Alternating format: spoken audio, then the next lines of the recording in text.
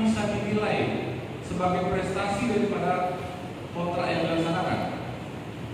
Baik, ini kasus BPK mau memperpanjangnya, diperpanjang. Padahal senyatanya berdasarkan Permen KU 243 tahun 2015 itu merupakan kewenangan dari KPA, bukan KPK. Aturan yang ngomong, ini aturan yang ngomong. Dan yang kedua, tentang jangka waktu perpanjangan jika habis masa tahun anggaran. Nah, ahli tadi menjelaskan 50 hari. Padahal kita sudah mencoba cek melalui proses hukumnya untuk bertanya, apakah yang benar 50 hari atau 90 hari?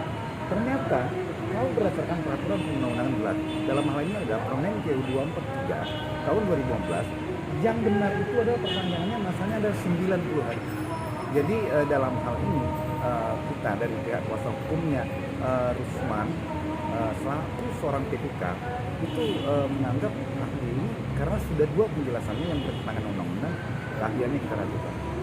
Apalagi dalam pemberian keterangan itu seolah-olah PPK yang lebih banyak bertanggung jawab.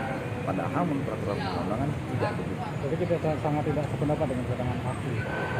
Pada bagian tertentu sependapat, tapi untuk yang dua hal yang saya jelaskan tadi itu sangat-sangat bertentangan kejelasan ahli dengan peraturan perundang-undangan. Menyudutkan klien kita berarti? Iya, karena menganggap bahwa klien kita yang mempunyai kewenangan untuk memutus perpanjangan. Padahal tidak. Padahal tidak, KPA yang punya kewenangan. Supartono apa ya tadi ya? Dari mana Dari itu? Jawa Tengah, Dari Universitas Jawa Tengah. Jadi dia menerangkan kapasitasnya sebagai ahli dalam pengadaan barang dan jasa. Yang nanya tadi banyak dari pihak yang menghadirkan ahli, dari pihak terdakwa Junai. Jadi kami poin utamanya kok? poin-poin utamanya yang kami tanyakan tadi adalah apakah apabila dalam pelelangan itu terdapat pelanggaran administrasi atau tidak lalu evaluasi, apakah perlu digugurkan? Jawabannya ya. Terus tadi yang agak tidak sinkron karena ahli ini menerangkan masalah konstruksi yang di luar daripada keahliannya. Nah itu aja. Terkait pengadaan barang jasa seperti apa? Pengadaan barang jasa kami menekankan pada pemilikan perusahaan yang tidak melaksanakan pekerjaan sebagaimana mestinya. Ada pakai yang pasal 87 itu. Jadi apa? Yang tidak sebagai Pinjam bendera, dia yang menang tapi yang melaksanakan orang lain. Jadi bukan PT Palkon yang melaksanakan? Yang melaksanakan ya fakta di persidangan yang melaksanakan adalah saudara Sastra dengan Mujib. Oh, jadi bukan dari PT Palkon? Dari PT Karya Tama Sapira. Seharusnya PT Palkon nggak? Yang harusnya bertentangan PT Palkon. Yang memenangkan tender berarti PT Palkon ya? Iya. Terus poin yang penting lainnya apa Kak? Dari Kalau dari kami itu pengadaan barangnya Jadi fakta persidangan Kak hari ini Kak dari keterangan saksi malah mendukung dan pembuktian kami untuk pembuktian surat dakwaan karena memang terbukti pinjam bendera yang mengerjakan itu bukan PT Palkon. memang nggak boleh Kak pinjam bendera itu? Tidak boleh berdasarkan pasal 87. Hadir hari ini ahli penyediaan barang dan jasa. Dia menerangkan bahwa mekanisme seperti apa, contoh kalau ada sanggahan itu mestinya Pokja. Tidak boleh penyidik Polda dalam tahap tender dan proses lelang atau dalam masa sanggahan penyidik aparat penegak hukum, contohnya penyidik Polda atau kejaksaan atau yang pihak-pihak penegak hukum lain ikut campur. Itu masih ranahnya Pokja.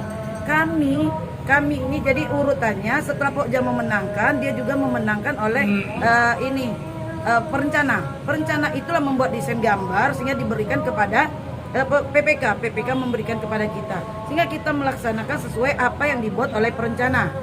Nah, kalau kita mengingkari dari gambar itu maka kita yang akan kena sanksi. Itu yang pertama. Yang kedua, saksi juga menjelaskan bahwa yang bertanggung jawab setelah turap tersebut selesai, maka yang seharusnya bertanggung jawab itu adalah yang PPK. Dia untuk pemeliharaannya dan semua segala macamnya. Saksi juga menjelaskan bahwa itu kan tidak berakhir masa kontrak, tidak diputus kontrak, tapi berakhir karena tidak kenapa pekerjaan tidak selesai karena kompensasi waktu 44 hari tidak diberikan. PMK 243 seharusnya PPK menilai niat baik dari pelaksana dengan adanya kelebihan pekerjaan 9%, tapi PPK tetap tidak memberi kesempatan kepada pelaksana untuk menyelesaikan pekerjaan dan itu yang merupakan kerugian bagi kita. Dan saksi juga menerangkan bahwa ada manfaatnya. Kita harus pahami dulu fungsi dan tugas kerugian negara itu apa. Dianggap turap tersebut tidak bermanfaat. Sedangkan fungsi dan manfaat turap tersebut adalah menahan arus sungai dan abrasi, menahan pasir. Itu sudah. Sekarang Arus sungai tertahan, pasir tertahan. Dan tidak ada ceritanya roboh-meroboh, itu belum ada. Segala sesuatu yang belum terjadi tidak seharusnya sudah diputus sekarang bersama. Itu hanya asumsi, hanya perkiraan.